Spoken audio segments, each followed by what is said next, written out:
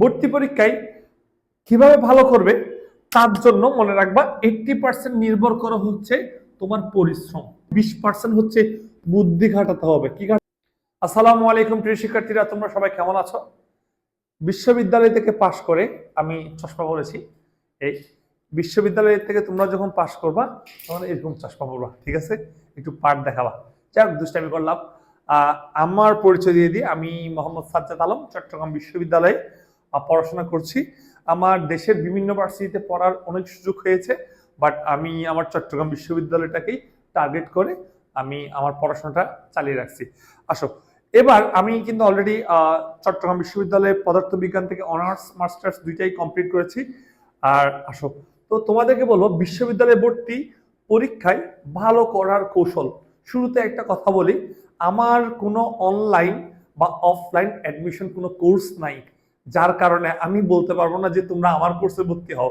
But ভাইয়া, এতটুকু তোমাদের জন্য করতে পারি যে হচ্ছে তোমাদের বিশ্ববিদ্যালয়ে ভালো করার জন্য কি কি কৌশল অবলম্বন করবা, কোন কোন জায়গায় পড়াশোনা করলে, কোন কোন সেক্টরে পড়াশোনা করলে, কি কি বই পড়লে, কি কি কাজ করলে তুমি বিশ্ববিদ্যালয়ে খুব ভালো করতে পারবা, বিশ্ববিদ্যালয়ে ভর্তি পরীক্ষায় খুব ভালো করতে পারবা, সেটা আমি সাজেস্ট করতে পারি তোমাদের সিনিয়র ভাই হিসেবে। আসো, বিশ্ববিদ্যালয়ে ভর্তি পরীক্ষায় ভালো করার কৌশল। প্রথমে দেখি কি তোমার ফার্স্ট কাজ কি। ভর্তি পরীক্ষায় পড়াশোনা মানে তোমার প্র্যাকটিক্যাল পরীক্ষা শেষ, তুমি ভর্তি পরীক্ষার জন্য পড়াশোনা শুরু করে দিছো, কিন্তু তোমার কাছে কোনো টার্গেট নাই। কোন বিশ্ববিদ্যালয়ে তোমার টার্গেট? মেডিকেল টার্গেট, নাকি ইঞ্জিনিয়ারিং টার্গেট, নাকি কোনো একটা বিশ্ববিদ্যালয়ে ভালো সাবজেক্ট টার্গেট? এরকম কোনো টার্গেট নিয়ে তুমি পড়াশোনা করছো না, তাহলে কি সমস্যা হবে জানো? কারণ তাহলে তোমার পড়ানোটা যথেষ্ট পরিমাণ গুছানো হবে না। তাহলে তোমার ফার্স্ট কাজ হবে তোমার টার্গেট কি এটা ফিক্সড করা। তাহলে দেখো তো, তোমার টার্গেট হইতে পারে ইঞ্জিনিয়ার, কারো টার্গেট মেডিকেল, কারো টার্গেট হচ্ছে বিশ্ববিদ্যালয়ের একটা ভালো সাবজেক্ট। আমি জানি তোমাদের টার্গেট বেশিরভাগেরই এইচএসসির পড়াশোনা থেকে তৈরি হয়। তো তুমি তোমার টার্গেটটাকে ফিক্স করো, আমার কোন জায়গায় যাওয়া উচিত, ওই টার্গেটটাকে নিয়ে তুমি চিন্তা করো। কেউ যদি ইঞ্জিনিয়ার হোক, ইঞ্জিনিয়ার টার্গেট করে ইঞ্জিনিয়ারিং, ম্যাথ, ফিজিক্স, কেমিস্ট্রি ভালো করে ফোকাস করো। তুমি যদি মেডিকেল টার্গেট করতে চাও, তুমি বায়োলজিকে একটু ভালো করে ফোকাস করো, কেমিস্ট্রিকে ভালো করে ফোকাস দাও, জিকে, জেনারেল নলেজ, তারপর হচ্ছে কি ইংরেজিতে ফোকাস করো। এই তারপর হচ্ছে কি বিশ্ববিদ্যালয়ে যদি ভালো একটা সাবজেক্ট পেতে চাও, বাংলা, ইংলিশ, আইকিউ, তারপর হচ্ছে কি কেমিস্ট্রি, বায়োলজি, এগুলোতে ভালো করে ফোকাস করো। এই আসো, তাহলে তোমার টার্গেটটা ফিক্স থাকতে হবে, তুমি কিসে পড়াশোনা করবা। টার্গেট ফিক্স রাখার পর এবার পরবর্তী টপিকটা হচ্ছে কিভাবে অ্যাডমিশনে এক্সামে ভালো করবে। ভর্তি পরীক্ষায় কিভাবে ভালো করবে তার জন্য মনে রাখবা 80% নির্ভর করা হচ্ছে তোমার পরিশ্রম। কথা বুঝতে পারছো? অর্থাৎ মনে রাখবা, কেউ শ্রম দেওয়া ছাড়া ভার্সিটি ভর্তি পরীক্ষায় টিকে নাই। তার মানে এই পর্যন্ত যারা যারা ভার্সিটিতে টিকছে, মেডিকেলে টিকছে বা ইঞ্জিনিয়ারিং এ টিকছে, তারা অবশ্যই রাত দিন পরিশ্রম করে কিন্তু পড়াশোনা করে কিন্তু কি সে চান্স পাইছে। তার মানে পরিশ্রম কিন্তু 80% ডিপেন্ড। তাহলে বাকি 20% কি গেল? মনে রাখবা, বাকি 20% কি? খালি গাদার মতো শ্রম দিলেই যে তুমি মুখস্থ বিদ্যা করলেই যে টিকে যাবে তা কিন্তু না। মনে রাখতে হবে তোমাকে 20% হচ্ছে বুদ্ধি খাটাতে হবে। কি খাটাতে হবে? বুদ্ধি খাটাতে হবে। তার মানে শুধুমাত্র শ্রম না, শ্রমের সাথে সাথে তোমার বুদ্ধি খাটানো খুবই জরুরি। অর্থাৎ তুমি কিছু জিনিস দেখো অতিরিক্ত পড়ে ফেলো, যেগুলোতে কখনো প্রশ্ন হয় না, সো ওগুলো পড়ে তুমি সময় নষ্ট করো। কিছু জিনিস ওখান থেকে কখনো প্রশ্ন আসবে না, ওগুলো পড়ে সময় নষ্ট করো। তুমি আগে ফিক্স করো, তুমি বিগত 20 বছরের প্রশ্নগুলো দেখো, দেখো যে কোন কোন সেক্টর থেকে প্রশ্ন বেশি আসছে।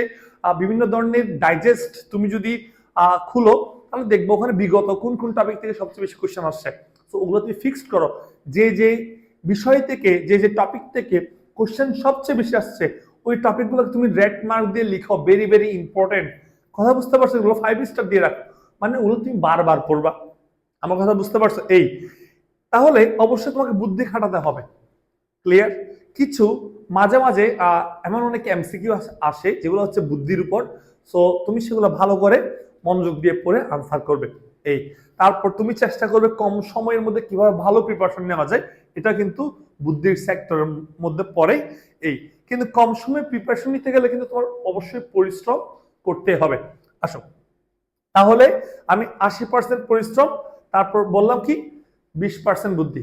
এবার তোমাকে যদি বলি ভাগ্য কতটুকু গুরুত্বপূর্ণ, আমি যদি বলি ভাগ্য অবশ্যই, যদি বলতে চাই 100% ভাগ্য গুরুত্বপূর্ণ।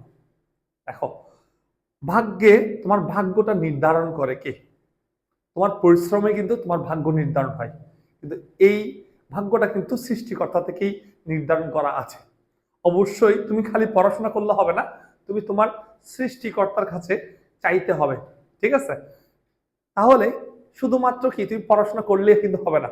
এই তো তুমি তোমার ধর্ম অনুযায়ী প্রার্থনা করবা যে তুমি যেন একটা ভালো ভার্সিটির চান্স পাও, এবং মনের মধ্যে একটা জিনিসের টার্গেট রাখবা যে চান্স পেয়ে অন্তত পক্ষে দেশের ক্ষতি করার জন্য আমি পড়াশোনা করব না, অবশ্যই দেশের ভালো করার জন্য আমি কি পড়াশোনাটা করব। এরপর আসো, ওকে, তারপর আসো পরবর্তী টপিক হচ্ছে কি কিভাবে পড়াশোনা করবে। খুব খেয়াল করো, দেখো আমাদের, আমি একটু সায়েন্সের বিষয়ে যদি একটু বলতে চাই, মনে করো হচ্ছে ফিজিক্স বলো, হ্যাঁ ফিজিক্স বলো, কেমিস্ট্রি বলো, হ্যাঁ কেমিস্ট্রি বলো, কেমিস্ট্রি বলো, তারপর বলো হচ্ছে বায়োলজি, তারপর হচ্ছে যদি বলো ম্যাথ, তারপর যদি বলো হচ্ছে জিকে জেনারেল নলেজ, তারপর যদি বলো হচ্ছে ইংলিশ, আর একটা হচ্ছে বাংলা। হ্যাঁ, আবার অন্যান্য ইউনিটের মধ্যে হচ্ছে কি লাগে, আইকিউ লাগে, হ্যাঁ ইন্টেলিজেন্ট কোশ্চেনস। এই এখন দেখো বায়োলজি কিভাবে পড়তে হয়, ফিজিক্স কেমিস্ট্রি পড়তে কিভাবে হয়, ভাইয়া যদি আগে বলি সেটা হচ্ছে সবার আগে, সবার আগে তুমি তোমার টেক্সট যে বইটা আছে টেক্সট বুক, এই বুকটা তুমি কভার করবা, এটা তোমার পড়তে হবে। মনে রাখবা প্রশ্ন কিন্তু টেক্সট বইয়ের বাইরে থেকে আসবে না, টেক্সট বইয়ের টপিকের ভেতর থেকে কিন্তু আসবে। ফিজিক্স কোশ্চেন আসছে টেক্সট বইয়ের টপিক থেকে, বাট একটু ঘুরানো পেছানো। আমার কথা বুঝতে পারছো? এই সো টেক্সট বইতে কিন্তু তোমার কোশ্চেন হবে, আগে তোমার টেক্সট বইটা কি পড়তে হবে, তারপর তুমি তোমার যদি তুমি যে কোচিং এ ভর্তি হয়েছো বা যে অনলাইন প্ল্যাটফর্মে ভর্তি হয়েছো সেখানে কোনো সাপ্লিমেন্ট দেওয়া থাকলে ওই সাপ্লিমেন্টটা পড়ো, ঠিক আছে? ওই সাপ্লিমেন্টটা তুমি পড়ো, ওই বইটা তুমি পড়ো, ওই ডাইজেস্টটা তুমি পড়ো। আমার কথা বুঝতে পারছো? এই তো এভাবে করে একটা একটা সহায়তা মানে মানে একটা একটা কি সাহায্য নিতে হবে, যে হচ্ছে শুধুমাত্র টেক্সট বই পড়লাম না, এগুলোর প্রিপারেশন নাও, ঠিক আছে? অর্থাৎ সাপ্লিমেন্ট গুলো পড়ো, ওখানে কি কি প্রশ্ন বিগত সালে কি কি প্রশ্ন আছে সেগুলো দেখো। এছাড়া তুমি বাজারে অনেক ভালো ভালো বই আছে, তুমি একটু লাইব্রেরিতে গিয়ে ঘাটাঘাটি করলেই হবে। দেখো, তার মানে তোমার পড়াশোনাটা যদি ভাইয়া বলি এভাবে, মনে করো তুমি মেডিকেলের জন্য হলে পড়াশোনাটা একভাবে, ভার্সিটির জন্য হলে পড়াশোনাটা আরেকভাবে, ইঞ্জিনিয়ারিং এর জন্য হলে ব্যাপারটা হচ্ছে আরেকটু ভিন্ন ভাবে। যেহেতু ইঞ্জিনিয়ারিং এ আমাদের বায়োলজি কোয়েশ্চেন হয় না, সো হচ্ছে আমার বায়োলজি টপিকটা বাদ দেয় অনেকে। ওকে, সো বায়োলজি টপিক তোমার কিন্তু ভার্সিটির মধ্যে কোনো কোনো ক্ষেত্রে লাগে, যেখানে ম্যাথ দেখাতে মানে ম্যাথ লাগাতে না চাইলে ভার্সিটিতে বায়োলজি দেখাইতে হবে, এরকম অনেক শর্ত থাকে। তাহলে তুমি খুব খেয়াল করো যে আমাদের ফিজিক্সটা, যেমন আমি যদি বলি একটা মেডিকেলের জন্য যদি চিন্তা করে পড়ো, তাহলে মেডিকেলের ফিজিক্স গুলো বই টেক্সট বইটা দাগায় দাগায়, অর্থাৎ মেডিকেল যেই কোচিং এ পড়তেছো ওই কোচিং এ তোমাকে সাজেস্ট করবে কিভাবে পড়াশোনা করবে। এই ঠিক কেমিস্ট্রিও এই, বায়োলজিও এই, ঠিক আছে? আচ্ছা, তো ম্যাথের ক্ষেত্রে একটা কথা বলি, সেটা হচ্ছে তুমি মনে করো হচ্ছে ম্যাথের বিষয়, একটা ম্যাথ তুমি বারবার পড়বা, একবার করছো, দুইবার করছো, তিনবার করছো, প্রতি সপ্তাহে রিভাইজ করবা। মনে রাখবা তুমি যত রিভাইজ করবা তত তোমার জন্য ভালো। দেখো ভাইয়া কিন্তু ফিজিক্স পড়াই এবং আইসিটি পড়াই, গত 7 থেকে 8 বছর ধরে আমার ফিজিক্স বইটা বারবার উল্টাতে হয় নাই, কারণ আমার পড়াতে পড়াতে একদম মুখস্থ হয়ে গেছে ফিজিক্স বইয়ের আগা থেকে গোড়া। বুঝতে পারছো? আইসিটি বইয়ের আগা থেকে গোড়া মুখস্থ হয়ে গেছে। সো তার কেমনে হইলো, বারবার পড়াতে পড়াতে একই টপিক আমি বিভিন্ন ব্যাচে পড়াচ্ছি, বিভিন্ন অনলাইন প্ল্যাটফর্মে পড়াচ্ছি একই টপিক, তাহলে পড়াতে পড়াতে মুখস্থ। ঠিক সেম তোমারও কি এগুলো পড়াতে পড়াতে পড়তে পড়তে মুখস্থ হয়ে যাবে। তার মানে একবারে যে তুমি একদম বিদ্যাসাগর হয়ে যাও তা কিন্তু না, ভাড়া পড়তে হবে। ওকে, এবং খেয়াল করো একবার পড়ার পর যদি কোনো মুখস্থ পড়া হয় বা রিডিং পড়া হয়, হ্যাঁ যেমন বায়োলজি, তুমি পড়ো একবার, তোমার আয়নার সামনে তুমি নিজেকে নিজে প্র্যাকটিস করো। প্রয়োজনে বাসায় একটা হোয়াইট বোর্ড লাগাই রাখো, যে যখন তোমার ভালো লাগছে না হোয়াইট বোর্ডে তুমি কিছু কিওয়ার্ড লিখে রাখো যেগুলো তোমার বারবার চোখে পড়বে। আমার কথা বুঝতে পারছো? এই তো ম্যাথগুলো বারবার প্র্যাকটিস করতে হবে প্রত্যেক দিনের টপিকে। GK English Bangla, GK English Bangla, প্রত্যেকদিন জিকে ইংলিশ বাংলা হলো টাস্ক থাকতে হবে। এবং প্রিভিয়াস কোশ্চেন গুলো তোমার কি বারবার দেখতে হবে কি রকম আসে, বুঝতে পারছো? এই তাহলে পড়াশোনার জন্য হচ্ছে কি, পড়াশোনাটা আসলে তোমার উপর, ঠিক আছে? তুমি যে মনে করবে যে কোচিং এ তোমার মানে একটা কোচিং এ ভর্তি হয়ে গেছো, ওই কোচিং তোমাকে পড়াই দিবে খাওয়াই দিবে, ওরকম কিন্তু না। পড়াশোনা তোমার উপর, তুমি যত বেশি সময় ধরে পড়বা তত তোমার লাভ। আসো পড়াশোনার টপিকে কিভাবে পড়াশোনা করবে সেটা নিয়ে আমরা পরবর্তী আবার আসবো। আসি কত সময় ধরে পড়বে। শোনো, আমরা নর্মালি বলি তুমি যত সময় ধরে পড়ো না কেন প্রত্যেকদিন একই সময় ধরে পড়বা। অর্থাৎ তুমি প্রত্যেক দিনের মনে করো এটা যদি একটা গ্রাফ হয়, এটা তোমার যদি দিন হয় ডে, এদিকে যদি ডে রাখো আর এদিকে যদি তোমার টাইম রাখো, মানে কতক্ষণ ধরে তুমি পড়তেছো, ঠিক আছে? মনে করো প্রত্যেকদিন তুমি 10 ঘন্টা বা আমি ধরি 15 ঘন্টা, প্রতিদিন কয় ঘন্টা? 15 ঘন্টা তো হবে না, তুমি মনে করো হচ্ছে কয় ঘন্টা? প্রত্যেকদিন মনে করো 12 ঘন্টা। প্রত্যেকদিন টাকা রাখো তুমি 12 ঘন্টা পড়বা। এমন না যে কোনো একটা দিন 10 ঘন্টা পড়বা, কোনো একটা দিন 16 ঘন্টা পড়বা, কোনো একটা দিন কোনোদিনই পড়বা না, এরকম না। তুমি টার্গেট রাখো, তুমি আজকেও 12 ঘন্টা, কালকেও, পরশু, তারপর দিন, তারপর দিন, তারপর দিন, তারপর দিন 12 ঘন্টা রাখো। তার মানে তোমার টাইমটা তুমি কনস্ট্যান্ট রাখো। প্রয়োজনে তোমার যা করা প্রয়োজন তা করো। ডেলি একটা সময় রাখো যে 12 ঘন্টা তোমার পড়তে হবে, না হলে তুমি নিজেকে নিজে একটা ছোট্ট ছোট্ট একটা শাস্তি দিয়ে দিবা, ঠিক আছে? এই তো এভাবে করবা, তাহলে প্রতিদিন সেম জিনিস রাখবা। এমন কোনোদিন করবা না কখনো 12 ঘন্টা পড়ছো, হ্যাঁ কখনো 12 ঘন্টা পড়ছো, কখনো আবার 2 ঘন্টা পড়ছো, কখনো আবার 1 ঘন্টা পড়ছো, কোনোদিন পড়ো নাই, আবার কোনোদিন হচ্ছে 16 ঘন্টা পড়ছো। তো গ্রাফটা দেখো একটু বিশ্রী হয়ে যায় এরকম। তো এরকম করছে, তার মানে এটা রেগুলার না, কিন্তু এই গ্রাফটা রেগুলার। মনে রাখবা অ্যাডমিশনের তারাই টিকে যারা রেগুলার গ্রাফে চলে, ঠিক আছে? তার মানে ফার্স্ট টার্গেট থাকবে কি, তুমি যাই পড়ো না কেন 6 ঘন্টা 10 ঘন্টা যাই পড়ো না কেন প্রত্যেকদিন একটা সময় ধরে কি সেম সেম টাইমে পড়বা। বাট 6 ঘন্টা বলা তো উচিত না, যেহেতু অ্যাডমিশনের টাইম কমপক্ষে 12 থেকে 14 ঘন্টা তুমি অবশ্যই কি পড়বা। এবং খালি গাধার মতো করে কি পড়া পড়লে হবে না, বুদ্ধি কাটাতে হবে। হ্যাঁ, এই কম সময়ে কিভাবে দ্রুত প্রিপারেশন নেওয়া যায়।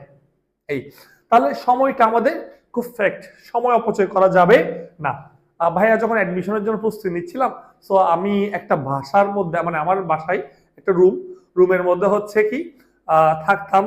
তো হচ্ছে কি একদম খাওয়া ধাওয়া সবকিছু ওই রুমে চলে আসতো।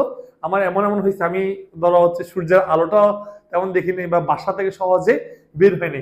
একসময় আমার আম্মু বিরক্ত হয়ে আমার উপর বলতেছে, বাবা রে তুই একটু বাসা থেকে বাসার বাইরে গিয়ে একটু হেঁটে আয়, নাহলে তুই পড়তে পড়তে পাগলে যাবি। আমার কথা বুঝতে পারছো কিনা? এই তো হচ্ছে এটা একটু মাথায় রাখবা যে হচ্ছে কি তোমাকে এখন এখন অনেকে এসে বলবে এই বেশি পড়া হয় কিনা বা বেশি পড়ছো পাগল হয়ে যাবা।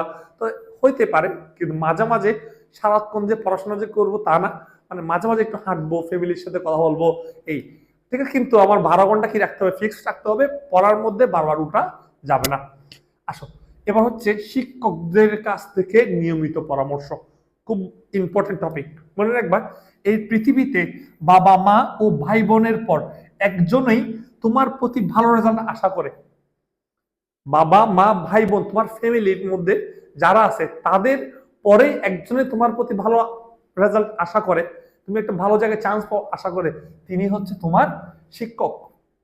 কারণ প্রত্যেকটা শিক্ষক চাই তার স্টুডেন্ট যেন ভালো একটা জায়গায় চান্স পায়, ভালো একটা জায়গায় যাই, ভালো একটা সেক্টর যাই। কেন? কারণ ওই শিক্ষক গর্ব করে বলবে সে আমার স্টুডেন্ট ছিল, আমার থেকে পড়ে গেছিল, বুঝতে পারছো? এই সো তারাই তোমাকে নিয়ে পুরো প্রতিষ্ঠান গর্ব করে। সো আমি চট্টগ্রাম বিশ্ববিদ্যালয়ে পড়াশোনা করি, যে আমার একটা ফ্রেন্ড ঢাকা মেডিকেলের 17তম ছিল, অর্থাৎ আমি 2016 সালের কথা বলছি। সো তখনকার যে হচ্ছে আমাদের যে টিচাররা ছিল স্কুলে, তারা সবসময় গর্ব করে তাদের ক্লাসে স্টুডেন্টদেরকে বলতেন যে হচ্ছে আমার স্টুডেন্টরা এখানে এখানে আছে। এই সো স্যারদের সাথে এখনো পর্যন্ত যতবার দেখা যায় স্যাররা আমাকে বলে তোমাদেরকে নিয়ে তো আমরা গর্বই করি, ঠিক আছে, তোমরা তো অনেক ভালো স্টুডেন্ট ছিলা। এই তারপর যখনই স্যারদের ক্লাসে যাই বা স্যারদের কোচিং এ যাই তখন আমাদেরকে নিয়ে পরিচয় করে দেয় তার মানে বর্তমান স্টুডেন্টদেরকে দিয়ে। এটাই হচ্ছে অনেক বড় কিছু। তাই তোমাদের কাছে আমার একটা পরামর্শ থাকবে, তোমরা এইচএসসির মধ্যে এটা হয়েছে যে অনেক শিক্ষকের বেতন না দিয়ে তোমরা অ্যাডমিশনের জন্য প্রস্তুতি নিচ্ছ, এবং অনেক শিক্ষকের বেতন না দিয়ে তোমরা বিভিন্ন বিশ্ববিদ্যালয় কোচিং এর মধ্যে 25-30 হাজার টাকা দিতে একবারও চিন্তা করো নাই। আমার কথা বুঝতে পারছো? কোনো কোনো বিশ্ববিদ্যালয়ের কোচিং এ 14, 15, 20, 25 হাজার টাকা দিতে তোমরা একবারও চিন্তা করো নাই, ঠিক আছে? অথচ শিক্ষকদের বেতন না দিয়ে তুমি এইচএসসি পরীক্ষা দিয়ে ফেলছো, অ্যাডমিশন কোচিং এ দিয়ে ফেলছো। তো সবার প্রতি একটা রিকোয়েস্ট থাকবে, তোমাদের মধ্যে কেউ যদি শিক্ষকদের বেতন দিয়ে না থাকো, ঠিক আছে, শিক্ষকদের কাছে গিয়ে হয় ক্ষমা চেয়ে নাও, না হয় তাকে দেওয়ার প্রতিশ্রুতি রাখো, ঠিক আছে? বা এখন থাকলে তুমি তা দিয়ে দাও, কারণ শিক্ষকের দোয়া এটা অনেক বেশি ইম্পর্টেন্ট, বুঝছো? তো আর কোনো শিক্ষক কিন্তু তোমাদের খারাপ চায় না, এটা 100% শিওর থাকো। সো তারপরও শিক্ষকদের প্রতি তোমাদের যেন এই সম্মানটা হচ্ছে যেন থাকে, তাদের বকেয়া কোনো টাকা থাকলে সেটা অবশ্যই দিয়ে ফেলবা। সো এটা আমাদের ভুলবশত অনেক সময় হয়ে যায়, ঠিক আছে? তাহলে গেল। এবার আসি হচ্ছে শিক্ষকদের কাছ থেকে নিয়মিত পরামর্শ নিবা। একটা কথা মনে রাখো, শিক্ষকদের কাছ থেকে নিয়মিত পরামর্শ নিবা যে স্যার আমি কিভাবে পড়াশোনা করতে পারি। অলওয়েজ স্যারদের আশেপাশে থাকবা। আমি যেখানে যে বিশ্ববিদ্যালয় কোচিং এ পড়েছিলাম, ঠিক আছে, আমি ভর্তি কোচিং যেখানে পড়েছিলাম সেখানে সবসময় ভাইয়াদের থেকে পরামর্শ নিতাম। ভাইয়াদের কথা অনেক ভালো লাগতো। সো আমি ভার্সিটিতে টিকার পেছনে কিন্তু তাদের কথাবার্তা, তাদের মোটিভেশনটাই অনেক বেশি অবদান রেখেছিল। যাও, আসো শিক্ষকদের কাছ থেকে তাহলে আমাদের নিয়মিত পরামর্শ নিতে হবে যে তারাই আমাদের গাইড করতেছে। এবার হচ্ছে সবচেয়ে ইম্পর্টেন্ট যে কোন কোচিং এ ভর্তি হবে। অনেকে অলরেডি ভর্তি হয়ে গেছে, আর যারা ভর্তি হয় নাই তাদেরকে আমি একটু বলি, তোমরা সেই কনফিউশন থাকো ভাইয়া অনলাইন ভর্তি হবো নাকি অফলাইন ভর্তি হবো। খুব খেয়াল করো, দেখো আমি অনলাইনও পড়াই, আমি অফলাইনও পড়াই। আমি অ্যাডমিশন পড়াই না, আমি পড়া হচ্ছে একাডেমিক। অ্যাডমিশনে কিন্তু অ্যাডমিশন সেক্টর এখন আমরা আসি নাই। তো আমি অনলাইনে পড়াই, অফলাইনে পড়াই। মানে অনলাইনের ভালো দিক খারাপ দিক দুইটা আছে, অফলাইনের ভালো দিক খারাপ দিক দুইটা আছে। বাট আমি একটা বলে রাখি যে অনলাইন বা অফলাইনের মধ্যে আমি যদি প্রায়োরিটি দিই, সবসময় অফলাইনটাকে আমি একটু প্রায়োরিটি বেশি দিই। কারণ আমরা কিন্তু পড়াশোনা করে আসছি, আমাদের ভাই বোনেরা পড়াশোনা করে আসছে, বাংলাদেশের বড় বড় শিক্ষকরা কিন্তু পড়াশোনা করে আসছে। হ্যাঁ, তো অফলাইনের একটা সুবিধা হচ্ছে কি জানো, অফলাইনে পড়ার কয়েকটা সুবিধার মধ্যে একটা সুবিধা হচ্ছে এখানে তোমার পড়ার ভয় তৈরি হয়। শিক্ষকরা তোমার থেকে পড়া আদায় করে নেই। তুমি যদি পড়ে না যাও, তুমি যদি একটা টপিক না বুঝো, ওটা ওখানে ইনস্ট্যান্টলি বুঝতে পারবা, যেটা অনলাইনে সম্ভব না। অনলাইনে তোমার পড়াটা আদায় হয় না। আমার কথা বুঝছো? কিছু কিছু স্টুডেন্টের জন্য অফলাইন ভালো, কিছু কিছু স্টুডেন্টের জন্য অনলাইন ভালো। যেমন যারা অনলাইনে পড়তে অভ্যস্ত তারা অনলাইন তাদের জন্য বেস্ট, আর যারা টোটালি অনলাইনে অভ্যস্ত না তাদের জন্য অফলাইনে হচ্ছে কি ভালো। তো আমাদের জনপ্রিয় যে কোচিং গুলো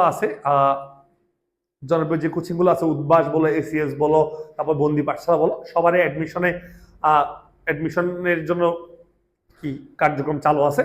তো যার যেটা ভালো লাগে তুমি চেক করো যে হচ্ছে তোমার জন্য কোনটা সুইটেবল, তুমি সেখানে গিয়ে হচ্ছে কি ভর্তি হও।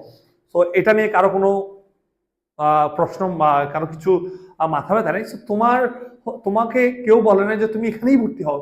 তুমি দেখবা যে হচ্ছে তোমার জন্য কোনটা সুইটেবল, তুমি কোনটাতে স্যাটিসফাইড। কথা বলছো, বাংলাদেশে আরো ভর্তি কোচিং আছে। আমি এদিকে উন্মেষ বলো, রেটিনা বলো, তারপর হচ্ছে এদিকে ফোকাস বলো, তারপর হচ্ছে এদিকে আরো প্রাইম বলো, আরো অনেক বিশ্ববিদ্যালয়ে ভর্তি কোচিং আছে, অনলাইনে বলো, অফলাইনে অনেক আছে, অনেক। ঠিক আছে, তো তোমার স্যাটিসফ্যাকশন কোন জায়গায় তুমি সেটা আগে দেখে আসো। এবার তো অনলাইনে একটা সুবিধা হচ্ছে তুমি তুমি মানে হচ্ছে কি তোমাকে গিয়ে পড়তে হচ্ছে না, অর্থাৎ তুমি কোনো কোচিং এ গিয়ে পড়তে হচ্ছে না, তোমার যাওয়া আসার টাইমটা সেভ হয়। মনে রাখবা, টাইম সেভ করা অর্থাৎ হচ্ছে অ্যাডমিশন লাইফের মধ্যে টাইম সেভ করা খুব একটা গুরুত্বপূর্ণ জিনিস। তো তুমি যদি টাইম সেভ করতে পারো খুব বেস্ট। ওকে, আর টাইম যদি মনে করো যে তোমার টাইম সেভের কোনো চিন্তা ভাবনা নেই, মানে হচ্ছে তুমি অনলাইনে বুঝতেছো, তুমি অফলাইনে যাও, ওকে, তাও বেস্ট।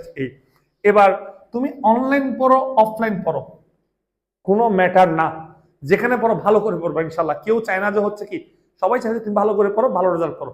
ঠিক আছে, তোমাকে ওভাবে করে কি দেওয়া হয়। ঠিক আছে, তুমি যেখানেই পড়ো না কেন মনে রাখবা এক্সাম সব সময় এক্সাম সবসময় অফলাইনে দিবা, এক্সাম সবসময় অফলাইন, যেখানেই পড়ো না কেন এক্সাম অফলাইনে দিবা। কারণ অফলাইন এক্সাম যেভাবে নেওয়া হয় ঠিক সেভাবে তোমার ভার্সিটি এক্সামটা দেওয়া হয়। তো ভার্সিটি এক্সাম অন্ততপক্ষে অনলাইন অফলাইনে এক্সাম দিলে তুমি 1 ঘন্টার মধ্যে 100টা এমসিকিউর মধ্যে কয়টা এমসিকিউ দাগাইতে পারবা তার একটা কি হয় প্রস্তুতি হয়ে যায়।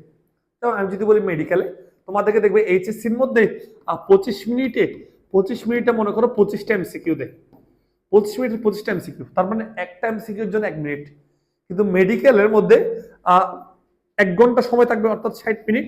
60 মিনিটে তোমাকে 60 মিনিটের মধ্যে ধরো 5 মিনিট ইলেকট্রিক চলে যায়, মানে 55 মিনিট।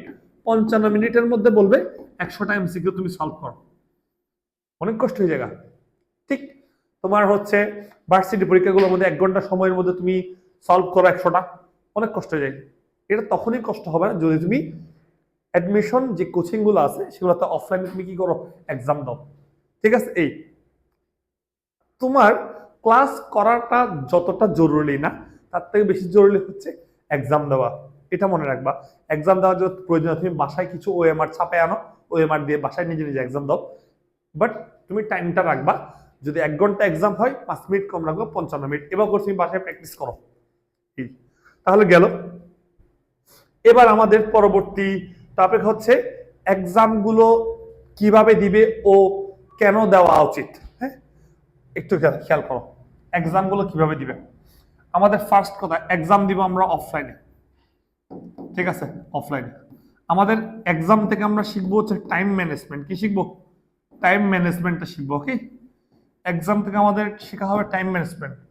এরপর হচ্ছে কোয়েশ্চেন প্যাটার্ন সম্পর্কে হবে, কোয়েশ্চেন প্যাটার্ন, কোয়েশ্চেন প্যাটার্ন, ঠিক আছে, আমরা জানতে পারবো। এরপর কোয়েশ্চেন অ্যানালাইসিস, আমরা কোয়েশ্চেন যেগুলো পারি নাই সেগুলো বাসায় এসে অ্যানালাইসিস করব, বুঝতে পারো কেন আমার এই প্রশ্নটা ভুল হয়েছে, ঠিক আছে, অ্যানালাইসিস। সো বাসায় এসে কেন আমি ভুল করছি সেটা চেক করব, ওই টপিকটা সংক্রান্ত যা আছে সব পড়ে ফেলবো। এই তো এক্সাম গুলো তোমার দেওয়া লাগবেই বাসায়। এবার তুমি তাহলে প্র্যাকটিস বুক নাও, প্র্যাকটিস বুক। কিছু প্র্যাকটিস বুকের মধ্যে মডেল কোশ্চেন থাকে, ওখানের মধ্যে কি বিভিন্ন এক্সাম দেওয়া আছে। ওই এক্সাম গুলো তুমি তোমার বাসায় ঘড়ি দিয়ে 1 ঘন্টার মধ্যে বা ওখানে যতক্ষণ সময় আছে ততক্ষণ সময়ের মধ্যে দেওয়ার ট্রাই করো।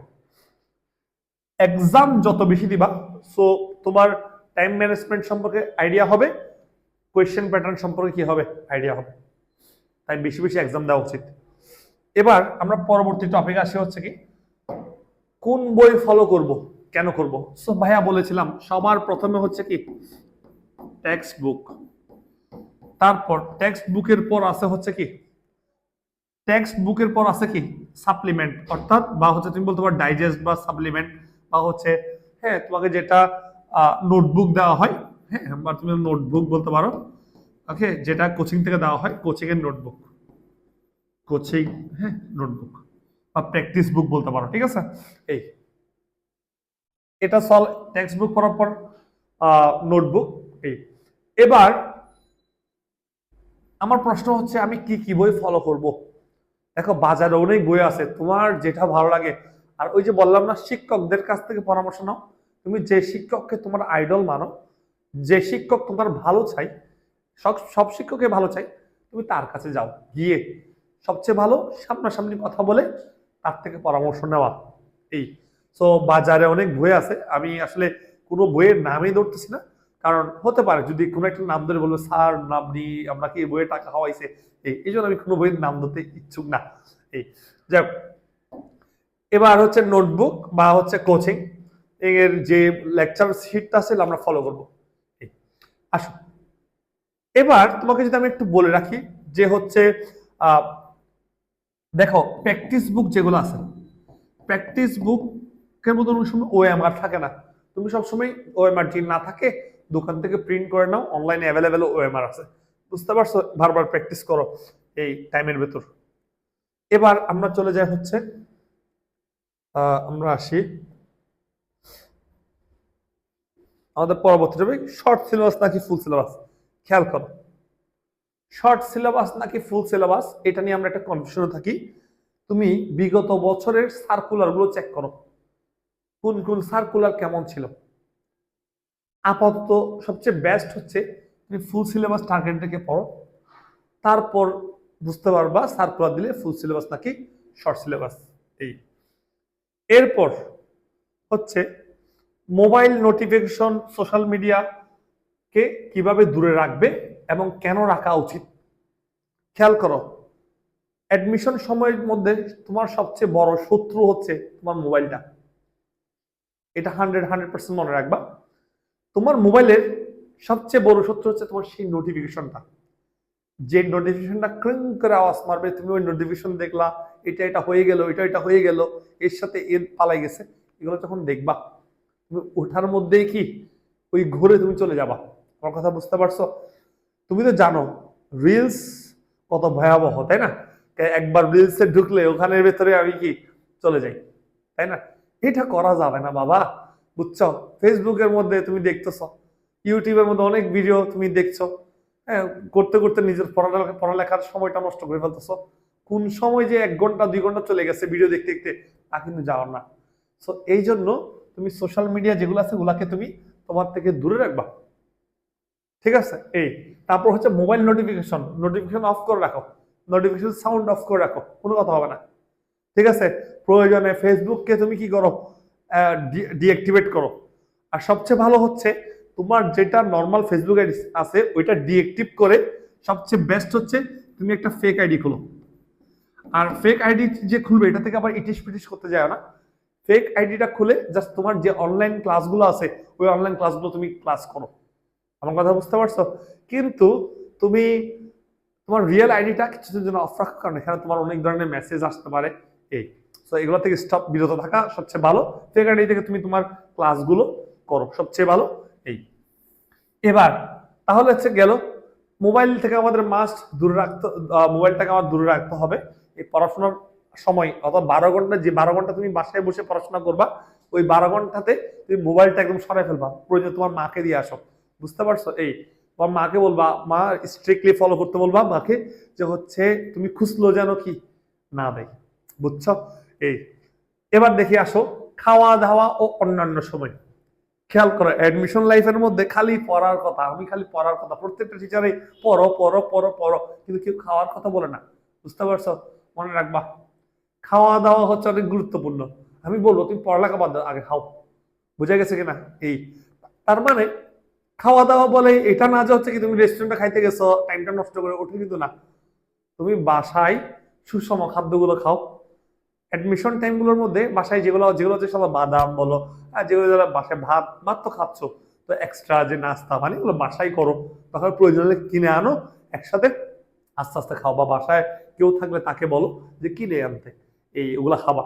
এমন না যে তুমি সময় নষ্ট করে আজকে পিৎজা খাইতে চলে গেলা, আজকে পাস্তা খাইতে চলে গেলা, স্যুপ খাইতে চলে গেলা, চিকেন ফ্রাই খাইতে চলে গেলাম, ইলিশ খাইতে মামা চলে গেলাম, হ্যাঁ মনে মনে চাইছে হ্যাঁ পরীক্ষার্থী এখন আমি, আমার এখন যা চাইছে আমি তা করবো না, তো করা যাবে না। তার মানে খাওয়া দাওয়া তুমি করো, অবশ্যই খাওয়া দাওয়া করা খুব মানে করতে হবে, কারণ খালি মানে পড়াশোনা করবা নিজের শরীরের দিকে তাকাবা না, তো প্রবলেম তো হবে, তাই না? তো খাওয়া দাওয়াটা ঠিক মতো করো। এবার অন্যান্য সময় কি জানো, ওই যে ভাইয়া শুরুতে বলছিলাম খালি পড়াশোনা পড়াশোনা পড়াশোনা পড়াশোনা, এরকম করতে করতে কিন্তু একটু প্রবলেম হইতে পারে, বুঝতে পারছো? তাই সবচেয়ে ভালো হচ্ছে ধরো তুমি 2 ঘন্টা পড়লা বা 3 ঘন্টা পড়লা টানা মনোযোগ দিয়ে, তারপর বাসা থেকে বের হয়ে একটু হচ্ছে কি তোমার বাবা মা ভাই বোনদের সাথে একটু হচ্ছে সময় কাটালা, কথা বললা, গল্প গুজব করলা, হ্যাঁ। এরপর কিন্তু টিভির আশেপাশে যাবা না, টিভি গেমস এগুলোর আশেপাশে যাবা না, মোবাইলটাও হাতে নেওয়ার দরকার নেই।